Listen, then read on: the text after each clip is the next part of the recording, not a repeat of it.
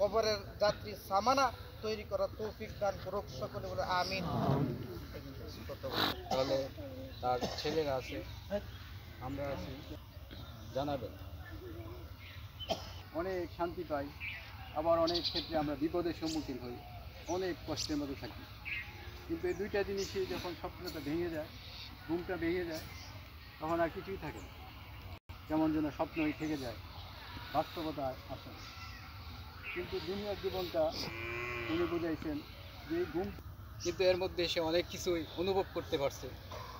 দুনিয়ার জীবনটাও ঠিক আমাদের ক্ষেত্রে এরকমই।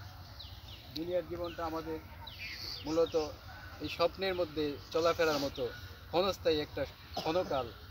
আমরা যখন এই দুনিয়া ত্যাগ করব, যে ব্যক্তি মৃত্যুবরণ করবে তারই মূলত আসল জিন্দেগি শুরু, এবং যে তার ওই জিন্দেগিতে ঈমান সহকারে প্রবেশ করতে পারলো সে অনন্তকাল